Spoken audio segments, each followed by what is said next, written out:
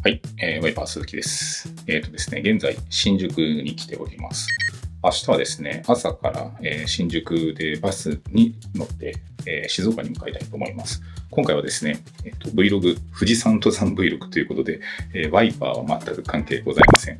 個人的に今年、ちょっとリフレッシュ休暇で、親父と富士山登山に行こうということをですね、以前のワイパーラジオでも結構ご紹介していたんですけど、今回ちょっと、あいにくですね、急遽、親父が確か口唇ヘルペスだったかな、口の周りにちょっとヘルペスができちゃって、なんかお医者さんから、無理な運動はやめてくださいっていうふうに言われて、ドクターストップになっちゃいました。ということで、急遽ですね、ソロ登山になってしまいました。せっかく2人のベッドもですね、予約した部屋だったんですけど、1人で来ております。ですね、今日は、なんと、お客様、視聴者様、どっちだろうな、ワイパーをですね、よくしょっちゅうお買い物いただいているお客さんからわざわざ連絡がありまして、さっきまでちょっと一緒にですね、夕食を食べていたんですよ。でしかもなんと、その方から選別として、こういうストレッチの足の裏をゴリゴリするようなボールとか、あとはこれ、日本のくさくさで作られているような、この結構評判のいいような、インソールをですね、いただきました。これらをですね、ちょっと明日使ってみて、登山に活かしたいと思います。ということで、明日はちょっと朝早いので、早速準備して寝たいと思います。おはようございます。ですね、今、新宿の都庁の近くに来ています。ここで、バスに乗ってですね、静岡に向かいたいと思います。で今回は、静岡側の、プリンスルートと呼ばれるですね、富士宮口から途中で一番難易度の高い御殿場ルートにスイッチするというようなルートになってます。結構マイナーみたいですね。なんで今からですね、バス乗って向かいたいと思います。どうやらこの辺りはですね、様々な富士山登山のツアーのバスが集合する場所みたいですね。なんで近くにですね、結構いろんなツアー会社さんのバスがあるので、これ間違えないようにしないといけないですね。今回私はですね、サンシャインツアー様で、富士山登山のツアーを申し込みました。こちら案件じゃないので、ぜひ皆さんですね、サンシャインツアーさんで富士山の、旅行をお楽しみください。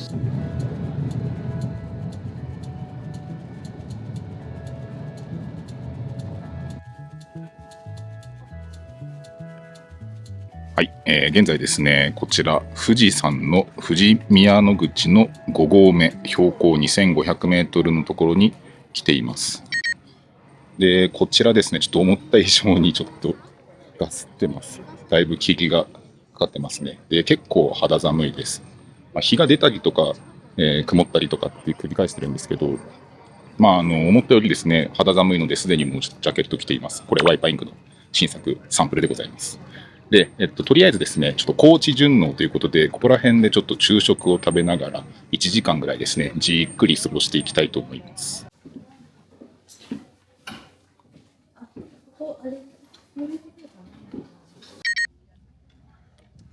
じゃあ、早速行きたいと思います。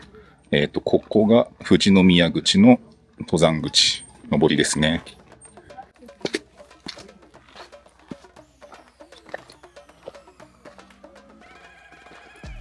すでに2400メーターなんで、結構、高山病になる人はこれぐらいの高さでもなるみたいですね。富士山のルートって大きく分けて4つあるんですよ。山梨側の吉田ルート、これが結構メジャーで、出発のところもですね、結構賑わってて、でそこがこう最近のオーバーツーリズムとかで、1日のこの入山の人数制限、かつ入山料がかかるというふうに言われていて、でそれの反動で静岡側に人が集まっているふうに言われてるんですけど、想像してたより少ないですね。で今回選んだルートが、こちらがその富士宮って呼ばれるところで、一応その登山ルートでは2番目に多い場所ですね。で、そこが比較的静岡側からだったら登りやすいんですけど、さらにそこで途中から御殿場ルートって呼ばれるですね、結構距離の長い砂場をですね、歩くルートがあって、そこに今回スイッチします。でプリンスルートって呼ばれる皇太子殿下がですね、以前登っていたということで、結構マニアックなルートになっています。登山道とは別で、ここにブルドーザーが走った跡があります。で、これでですね、物資だったりを運搬したり、はたまた高山病で倒れてしまった人とかをですね、運ぶために、こういうブルドーザーの道が走っています。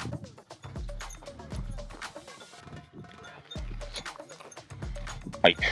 ですね、まず1つ目、1合目登り切りました。ここ、雲海荘、山小屋ですね。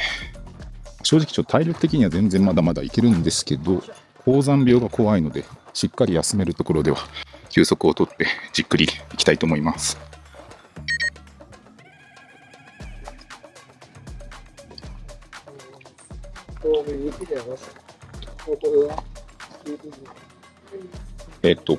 この雲海荘の先にですね、この分岐ルートがあるんですよね。で、この左に曲がると通常の富士宮口の登頂のルートで、こっちがですね、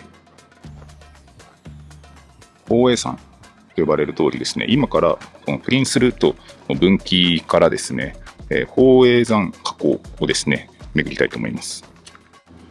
この時点で、ドリンクはですね、400円、ペットボトル500ミリで400円、そしてこのトイレはですね、確か300円かな。で、コインを入れたら扉が開きます。で、この小屋の裏にはですね、おそらく排水の設備がついてるみたいですね。パンパン。これ、こまめに栄養補給と、で、あとここからですね、おそらく、砂地になるので、こういう感じでゲーターを装着しました。これ最初からつけててもいいかもですね。さあ、出発。ハンズフリーでございます。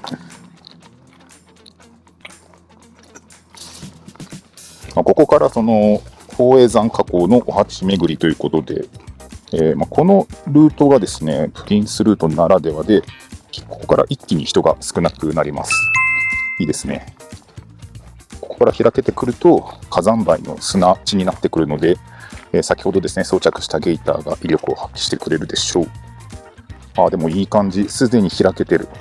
ただ残念だな、霧がかかってるのが残念。これほんと天気良かったらすごいいい景色なんだろうな。ただじっくりじっくり、まだまだ夕方までですね時間あるのでのんびり行きたいと思います。ちなみによいしょ、呼吸に関してなんですけど、基本的には鼻から吸ってっていう口から細く長く吐くと、それでゆっくりですね呼吸をゆっくりゆっくりするということで、コーチに順応しているということらしいです。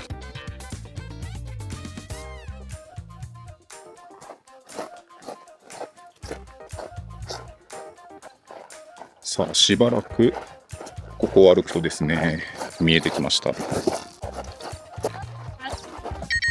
宝永第一河口口ということで、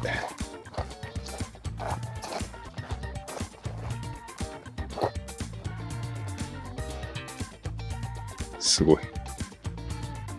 この霧が煙のようにも見えるからまた幻想的ですよね。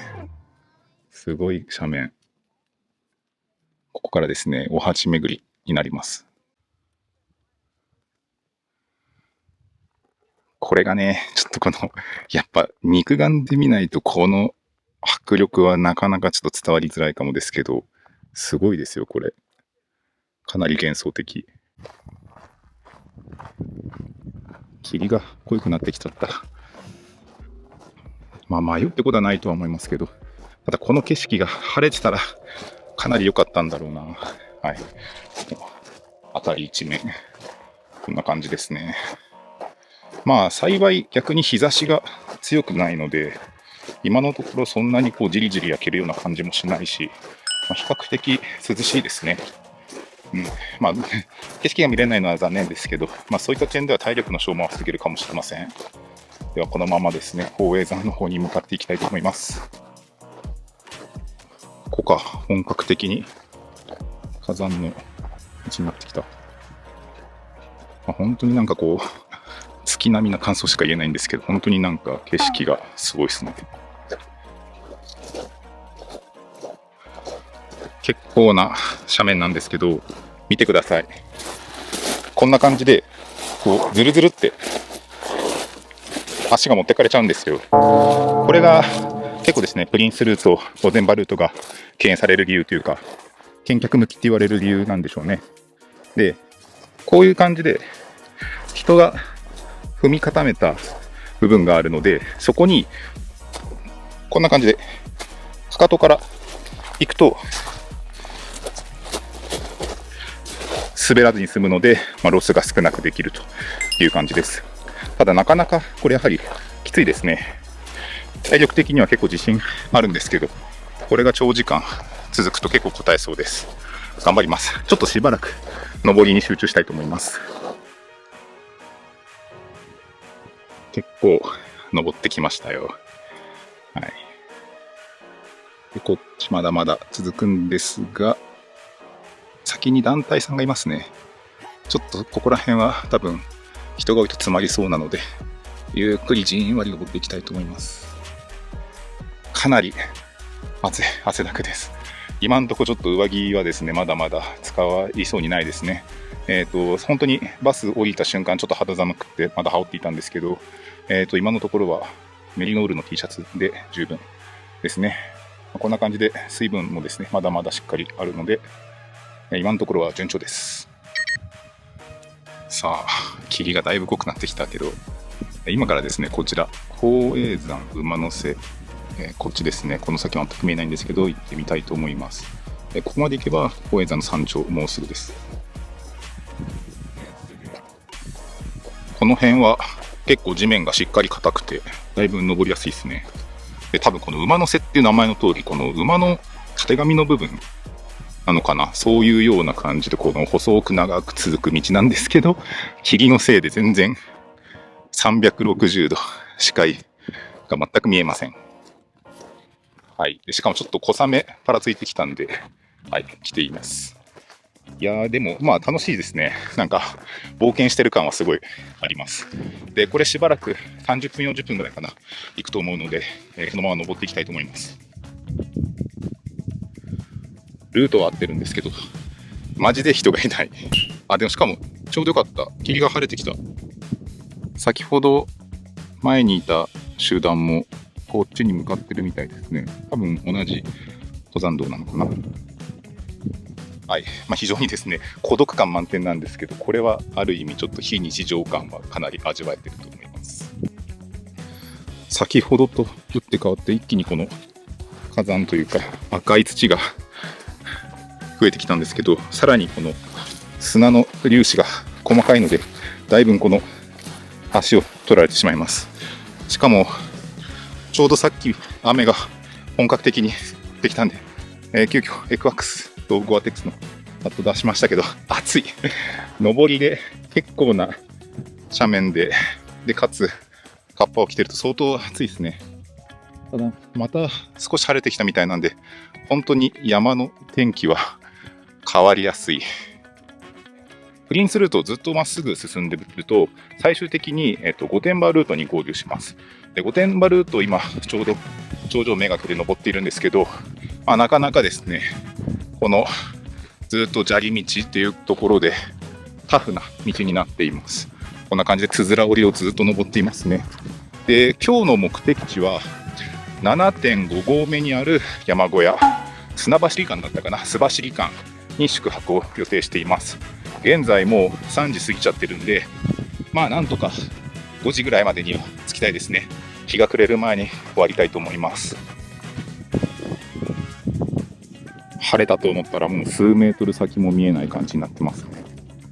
そしてここが3000メーター。富士宮のスタートが2400だったんで、600メートル登ったことになりますね。まだ600メートルか。はい、ですね、こちらはもう真っ白なんですけど、はい、ここまで来ましたよ。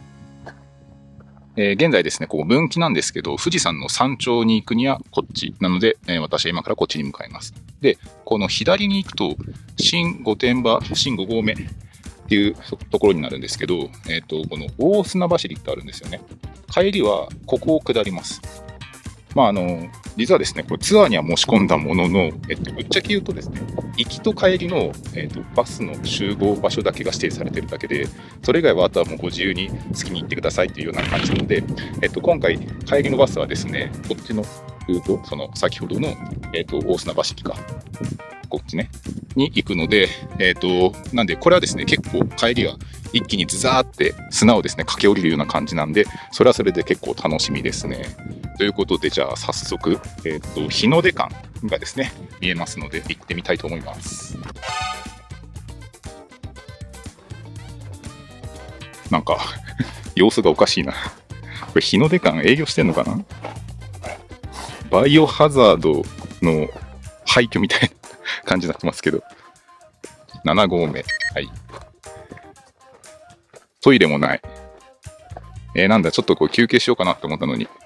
実はですね、先ほどの最初の、あそこ、6合目からですね、今まで山小屋全くなかったんで、なんか吉田ルートとかだと結構こまめにあるらしいんですけど、御殿場ルートはあんまないらしいんですよ。うん。夜間静かに。すでにめっちゃ静寂です。はい。じゃあ、日の出館じゃなくて、このわらじ館行ってみようかな。はい。いい感じに霧が晴れてきて、風もない状態ですね。ということで、ちょっと休憩してます。はい。やはり、梅干しはいいですね。確か、自衛隊の行軍とかでも、タブレットみたいな梅の凝縮したカプセルみたいなのがあるらしいんで、かなりここら辺ですね、塩分だったりとかを取るにはいいと思います。あとこれ、見た目は良くないんですけど、干し芋と甘栗ですね。ちょっともう袋はこういうようなジップロックに入れて持ってきたんですけど、やはり芋もですね、緩やかに栄養になるっていうような感じで、こんな感じで、がっつりのご飯ではないんですけど、はい。栄養補給もこまめにとってハンガーノックにならないようにしています。さっきのもぬけの殻だった日の出館から比較的すぐ近くだったんですね。はい。わらじ館。トイレもある。トイレはちなみに300円。で、しかも、この先に、もうすぐ目と鼻の先、あそこですね。あそこが今日宿泊する山小屋でした。意外とあっけなかったですね。今日はもう予定通り、むしろ結構予定より早かったかもしれないですね。よかった。特に今のところ高山病もなくっていうような感じなので、これからですね、寝る時とかにやっぱ呼吸が浅くなっちゃうので、その際にコーチに順応できないと多分明日がしんどくなると思うから、今日はですね、もう比較的時間にも余裕があるので、ゆっくり休憩して、で、しっかり睡眠をとって、明日はですね、夜中の1時から出発です。はい、到着。須走館。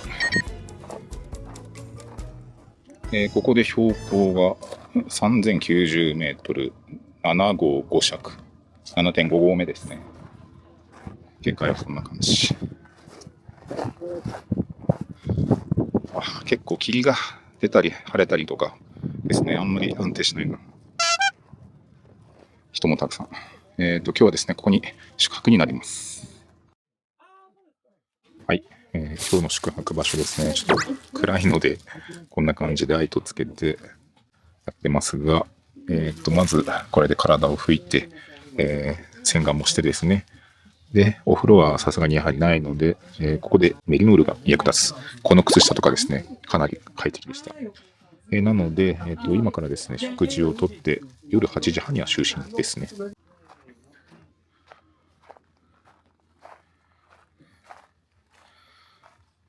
料金体系はこんな感じ。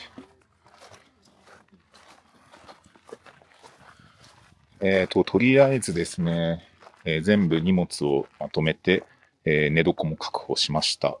で、今から夕食ですね。で、就寝は夜8時半。で、明日はご来光を頂上で見るために夜中1時に出発をするというような感じです。今のところ特にトラブルもなく、高山病とかも心配でしたが、特にですね、大丈夫なんですが、見てください、このガス。そして今、小雨がパラついています。なので、ちょっとご来光は見れるかわかんないんですけど、土砂降りだったらちょっとわかんないです。ただ、ぶっちゃけここでも十分もう、日の出はですね、見えるんで、天気が良ければ確実に登ります。なので、明日の天気次第かなと思います。ではですね、夕食食べたいと思います。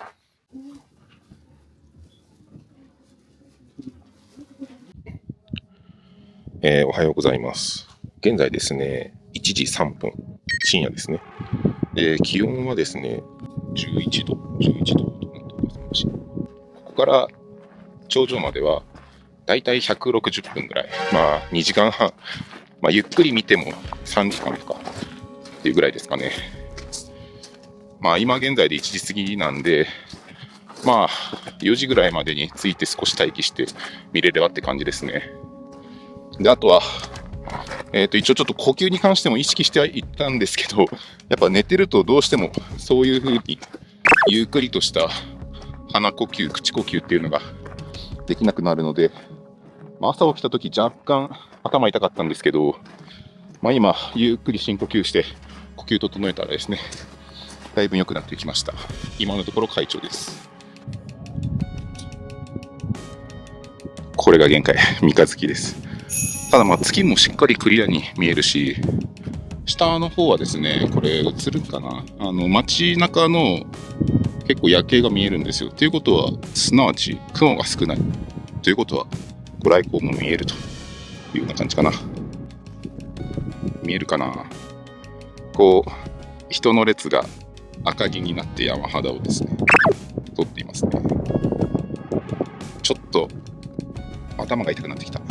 サクサクいっちゃうと、あれですね、高山病になりかけそうになってるので、ちょっと、UFO のごとく、ゆっくりですね、行きたいと。さあ、ここが、ここで8合目なんだ。標高で3400メートル、見晴らし館、バツになってるってことは、小屋時代はやってないみたいですね。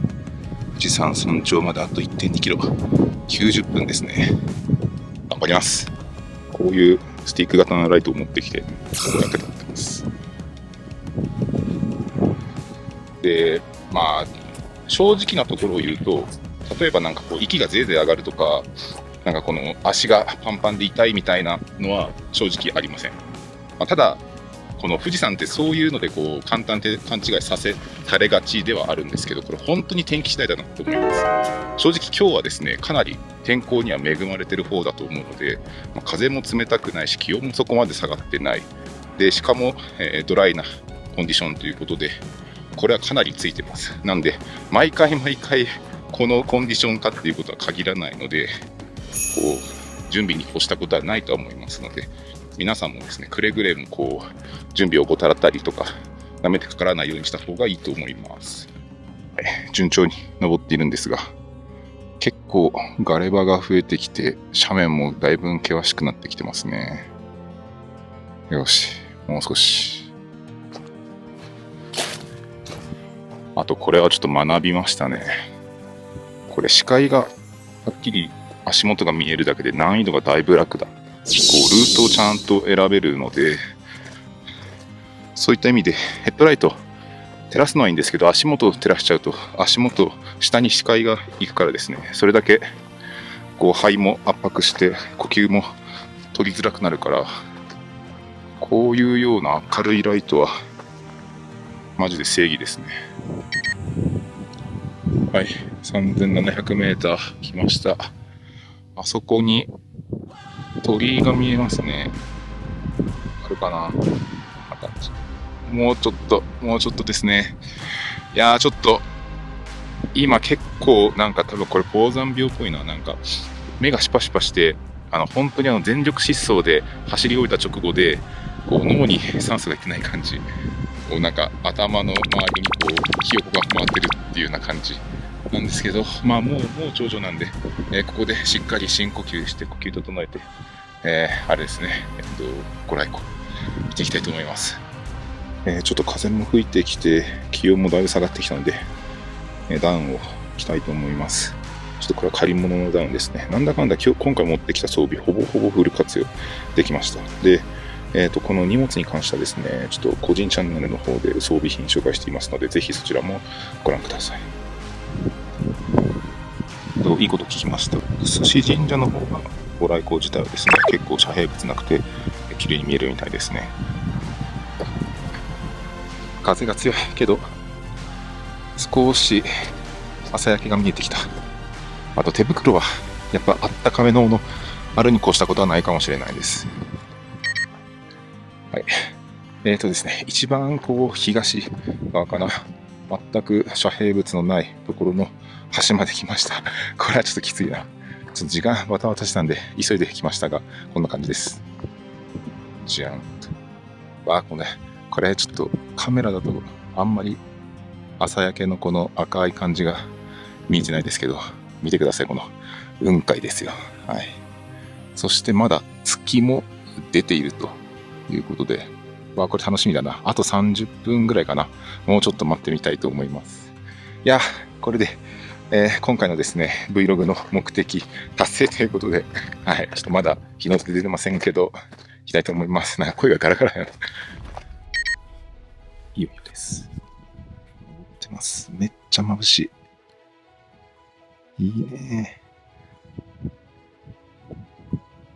映像で伝わるかな。すごい一気に気温が暖かくなった気がする。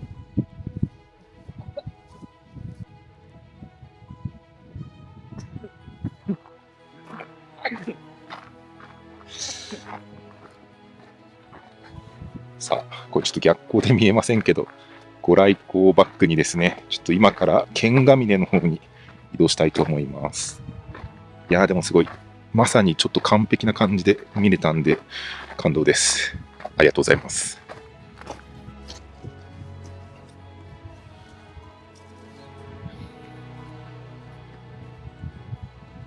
実際に日が昇って初めてわかりますけど、すごい地形ですね。こんなとこ登ってきたんだ。あっちの山のてっぺんにも人がめっちゃいる。あそこも結構スポットなのかな。ここもいいアングル。で、ここからあっちが剣ヶ峰ですね。で、ここがここですよね。ちょっとここからだと覗けませんが、反対側から見えるかな。じゃあそこを目指したいと思います。よっしゃ、頂上の富士館、山小屋ですね。あと有名な郵便局とか浅間大社がございます。ただちょっと時間的におそらく、お鉢巡りはちょっと厳しいかなと思いますので、ひとまず剣ヶ峰目指したいと思います。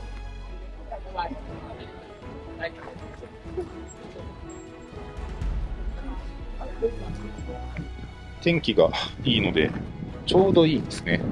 風はそこそこ吹いてるんですけど、日が出てるおかげで結構暖かいです。今中にダウン着込んでるんですけど、頂上に関してはですね、結構風が強いんで耳とかも寒いからニットキャップとかあったりしたらいいかもしれないですね。さあ、この先が剣ヶ峰、たった200メートルなんですけどシャドウがえぐい。何パだこれ。行くぞ。これ上りはもちろんきついんですけど、下りの方がおっかないかもしれないですね。転げ落ちちゃったりとか。そして反対側はですね、もう完全に雲海ですね。リアルドラクエ5。こっち行ったら初めてなんですけど、まずてっぺん行くのにだいぶ並びますね。仕方ない。ちょっとここは並びましょう。で、余裕があれば街巡りしようかな。来ました。ピーク3776メーター剣ヶ峰。さっきの浅間大社がすごいちっちゃく見えますね。いやでもいいですね。日本の最高到達点に来ましたよ。はい、これで2つ目の目標達成ということで、次はやはりちょっとこの見えるお鉢巡りしてこようかな。じゃあ3つ目の目標のお鉢巡りしていきたいと思います。いやー、ちょっと今回いいな。前日が結構霧だったりとかで雨にも降られましたけど、ある意味それもそれで登山の醍醐味というか、翌日はすごいいい感じに晴れてるので、結構2日間かけてかなり富士山の魅力楽しめたんじゃないかなと思います。そしてさらにこのお鉢巡りですよ。ぐるりと火口の縁をですね、回るという感じで、で、この後なんですけど、昨晩泊まったですね、山小屋に戻り、で、朝食を食べて、で、今回、富士宮口から登ったんですけど、帰りは御殿場のルートで降ります。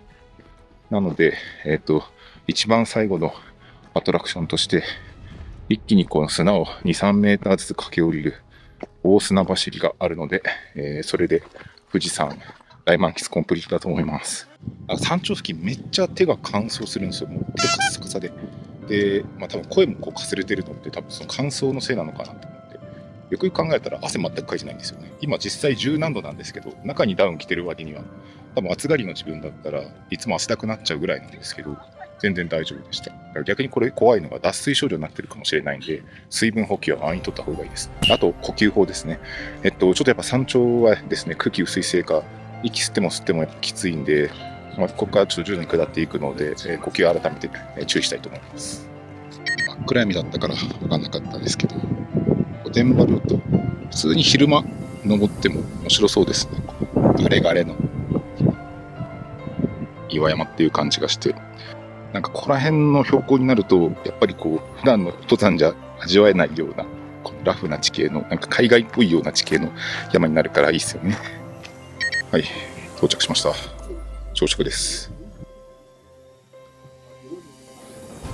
はい、ということで今からですね、下山するんですけど、ちょっとタイムスケジュールを見誤ってました。今から、御殿場ルートを下っていくんですけど、そこから、大砂走りなんですけど、ちょっと時間があんまないですね。3時間ないや。なんでちょっとダッシュで駆け下りたいと思います。すごい。今回ですね。時間もないし、ましてや iPhone もこのカメラのバッテリーも結構底つきそうなんで、結構いろいろギリギリかもしれないです。ただいいシーンは撮っておきたいと思います。よっしゃ。昨日の分岐点まで来ました。で、今回はこちらの左のルート、大砂走りで、御殿場ルートで帰りたいと思います。それでは行ってみましょう。はい、こういう感じで、大砂走りってこう砂が厚くて、一歩でグイーンって進むんですよね。なんで、あんな感じで砂ぼこり、前の2人、外国人の人かな、短パンで行ってる。半端ない。これでちょっと膝には優しいかもしれないんで、これでもう一気に駆け下りたいと思います。火星です。いやー、それにしてもこの前も後ろも誰もいないっていうところで一人ポツンってなって、しかもこの霧がかかって景色が見えない。ちょっとね、こういうシチュエーション嫌いじゃないですけど、今日何せちょっと焦ってるんで、本当に間に合うかどうか心配になってきました。いやー、霧がすごい。視界ゼロ。この糸だけが頼りです。これを手繰り寄せていきます。はい、ひたすら砂をですね、駆け下りてたらいつの間にか植物が生えてきてますね。で、見てみたらもうなんと標高も2016メーターということで、昨日の出発した、富士宮よりもですね、もう500メートルの下に一気に下ってましたね。相当早く下ったな。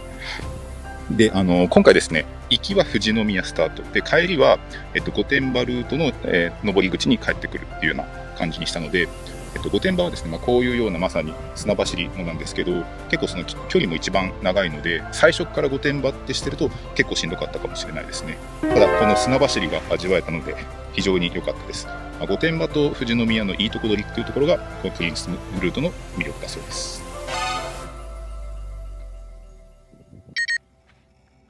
さあ、帰りのバスの集合場所に着きました。1440メーターですね。実際ですね、ちょっとだいぶ早く着き着いちゃいました。1時間ぐらい早く着いちゃいましたね。だいぶ砂走りの下りが早かったんで、1時間弱でもうほぼほぼ、宿泊した山小屋から帰れた感じですね。ということで、もう、このカメラのですね、バッテリーかなり少なくなっているので、総括だったりはですね、自宅に帰って収録していきたいと思います。はい、ということで、帰ってきました。現在ですね、編集しながら見返しているんですけど、初めての富士山初登山で、しかも、急遽一人でっていうことだったんですけど、振り返ってみるとスムーズにいけたかなっていうふうに思います。やはりですね、ルートにもよるとは思うんですけど、きちんと備えを持ってですね、余裕を持った時間で行けば、おそらくですね、なかなか、登頂っていうことはですね、皆さんできるかと思います。もちろん日頃からの運動だったりとか、登山の練習だったりとか必要かもしれませんけど、弾丸登山とかではない限りはですね、自分の、足に見合ったですね、ルートを選べば、おそらくですね、登頂っていうこともできるんじゃないかと思います。実際に今回ですね、深夜に登って天気に非常に恵まれたっていうこともあって、非常にスムーズにですね、ご来光も見ることができました。